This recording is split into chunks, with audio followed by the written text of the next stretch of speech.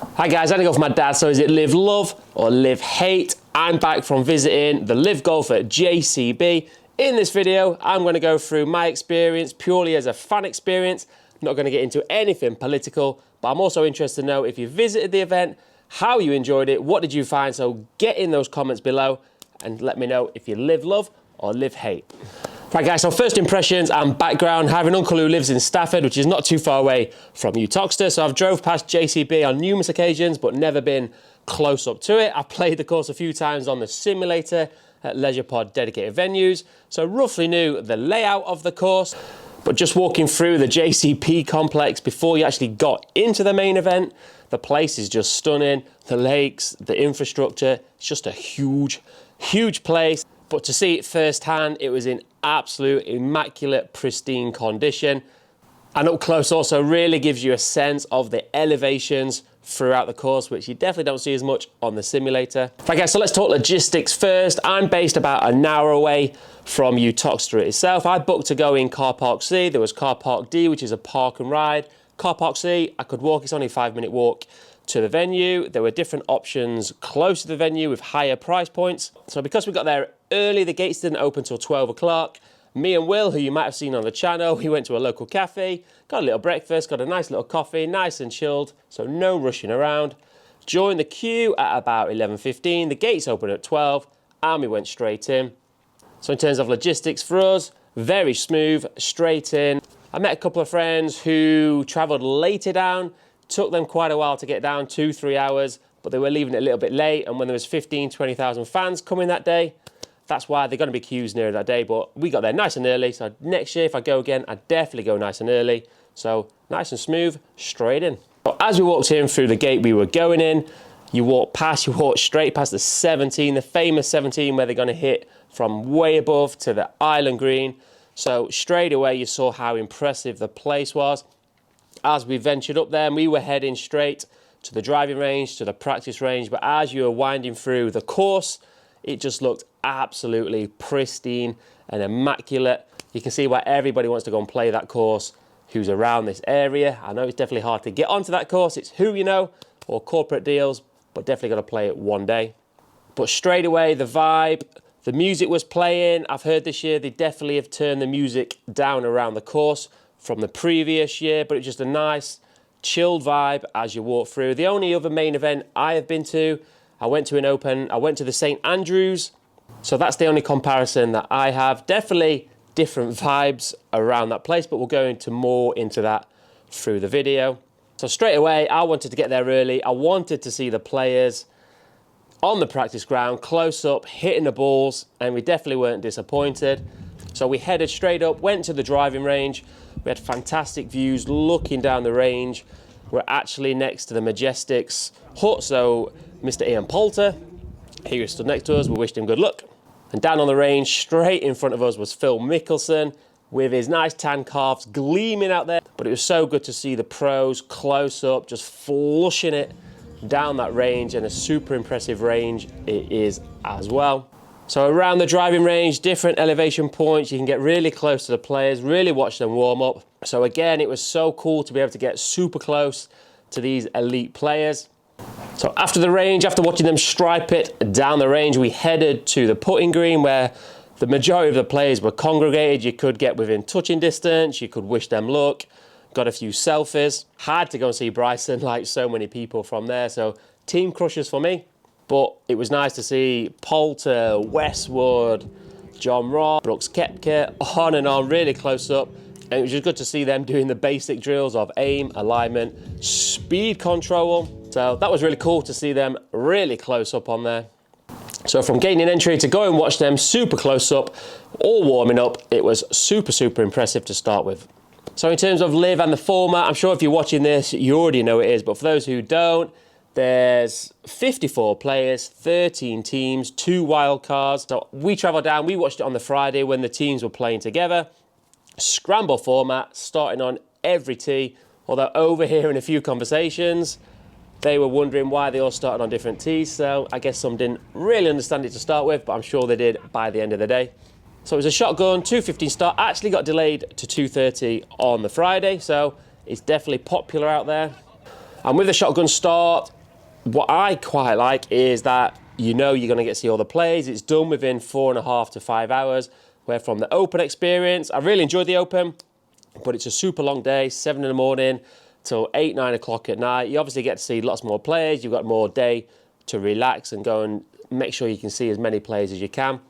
But I quite like the 4 or 5 hours shotgun experience and get to see as many of the players as we can. As I said, I really wanted to go and see Bryson, like many people there. So Bryson was teeing off on the first. So we find a fantastic elevation point near the first green to watch their approach shots into the green on the first. And that's again one thing I noticed with JCB, with it being quite elevated. See on the sim, but you really see it in person. It gives you lots of advantageous points around the course, so you can really get a look at where you are. One thing I saw with St Andrew, obviously it's a lot flatter, it's tougher to see, it's all in and out. So JCB with its different elevations definitely gave people many options. You could get to the front to see the players really close up. And if you've been to live events, watching the pros, they just make it look so smooth. Their approach shots with their low trajectory, the greens, they definitely were a little bit more receptive. And if you give these players even the length of the course over 7,000 yards off the back tees, the wind was up slightly, but slightly soft receptive greens, they're definitely going to be shooting some decent scores, which they did out there. But from the off, when the fireworks exploded for the shotgun start, there was definitely more a chilled vibe. I expected a more louder, vibrant atmosphere. So again, I was there on the Friday. I hear on the Saturday, it definitely got a little bit more lively with someone ending up for a swim in the 17th lake. But on the Friday, it was definitely a chilled atmosphere, fun, party atmosphere. The music was going, as I've said, around each hole, but it definitely wasn't as loud as what they've said. And I know this year they have turned it down slightly. So just a nice, cool ambient around the course, around the greens. What I really like, I actually like the team format. I come from a more football background, so I really like the teams. Bryson obviously growing in big popularity, so I'm definitely Team Crushers. A couple of friends who I travelled with, they were Team Majestics, Poulter, Westwood, etc. So again, get in the comments below. Definitely plenty of Majestic fans out there and plenty of Crusher fans now there with Bryson. So obviously on the day you could stay at one hole position and you would guarantee to see every single player as they come through on the shotgun play. I went to see plenty of the course, so we travelled around. The only thing with that, we ended up following quite a few of the similar groups as we went around the course, but it was just cool to go and see. Obviously I've played it on the simulator. I wanted to see as many holes as I could out there, but you still got to see Cameron Smith striping a ball, Phil Mickelson, on and on and on. So that was pretty cool. So what's different with LIV Golf, as it is golf, but louder compared to the Open. They have the party hole at the digger bar. That was pretty cool. So it was the 14th, the par 3, grandstands all around, party music pumping, guys and girls crossing the path when they're not teeing off, chugging the beers in front of a crowd. Definitely a party hole. So I know a few people who just stayed on the hole the whole day. Definitely party atmosphere. The players seem to enjoy it, players seem to embrace it, and on the day of the Friday we had the pin tucked on the right, but they were all striping at the pin, and pretty much every shot, I probably saw about 12 shots, 12 shots, and they're all within 15, 20 foot, so there's some impressive golf, and in front of those crowds, I think some people will crumble there, but they seem to embrace it, as I said. But definitely a cool hole, definitely a cool party feature. I don't think the Open will be bringing something in like that, but it's definitely cool. So in terms of fan engagement and activities, when we're out there, I was tempted to bring my boy for the day, but I wasn't actually sure what it was going to be like, but I'm definitely going to bring him next year, as it was definitely catered up for families also. There were plenty of activities for kids, little putting competitions, chipping into the digger competitions, which you would definitely enjoyed. Sandpits with diggers, which were made for small kids and both larger kids.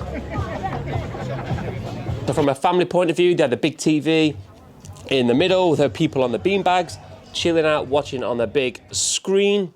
Obviously the scoring system, if you've seen it on the YouTube, you'll have seen the score on the left-hand side, completely different to how Sky Golf, etc., PGA Tour push it on there. They have the live app where you can do watch any shot anytime, which I think is a new feature they brought in, I think at the last tournament, Andalusia, but don't quote me on that one, but I think they did on that one. So to be fair, they are looking to innovate, But at the actual course, the only thing I've seen a couple of comments knocking around, there weren't as many scoreboards knocking around. So if you were out on the course, it was harder to keep up to date with how the scoring was. But if you was in the main complex, there were scoreboards around, so you could see from there. And also for families, fan engagement around the putting green. So back at the start, there was a little selfie area to bring the kids. So definitely, as I said, family orientated. Not too sure if I'd take my little boy to the party hole, give him probably a little glimpse next year. In terms of food and eateries, plenty of options out there. Definitely a few expensive options. A couple of friends had a little shock when they got a price come through for 12 beers, but I think that's the same at every venue you go to out there, so nothing changes on that one. So outside the course, we also ventured into the Majestics bar, so that's pretty cool. Overlooks the par 3 green, so definitely plenty of atmosphere on there. I know Pulse had some fun there on Saturday with the crowd, or it might have been Sunday. But all in all, lots of activities. You go to watch the golf, you want to relax, spend some quality time with your family. So if you did take young ones, let me know as well how you found it. I feel that I could definitely take my little boy next year, who will be around 6 when he goes next year. So let me know in the comments, if you did take your child, did they enjoy it? Would you take them back again? So in terms of fan engagement, also, I have to be honest, I never really watched the YouTube or the YouTube highlights of the LIV before, but I was away on the Saturday and the Sunday, but I came home Sunday night, I went straight to YouTube, watched the LIV Golf final day highlights where Tyrrell Hatton came so close, but John Rahm pipped him on the last. But for me personally, I was definitely impressed with that YouTube highlights package. So for me personally, on the course, from a fan perspective, I was really, really impressed with it. From a viewing perspective, the JCP I liked, as I've said, with all the elevations, you could get a real perspective of the course and get plenty of advantage point, as we said, seeing the players. So in terms of if you're watching at home on the YouTube, again, really impressive there. So if you've got a player or team you want to follow, makes it much easier to see all the shots that you want to see from a viewer's perspective, both on and off the course when we're back home. So super, super impressive for me, guys. So obviously also when you're there, they have the merchandise store. The couple of friends who I went with bought quite a few things in the merchandise store. So as I've said before, I really like the team aspect. So I think it'd be great for kids to get involved. So as I said, for me, Team Crushers all the way for me. So in terms of personal highlights for me, has to be just being able to get up and close to these players I've watched on the TV.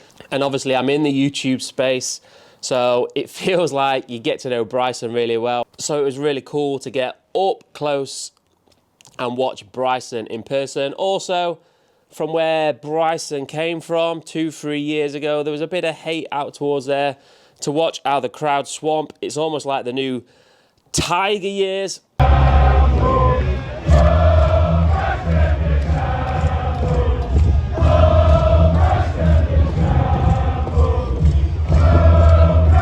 Or when Bryson came onto the party hole where we were, as soon as he left the party hole, half the crowd jumped off, went to follow him.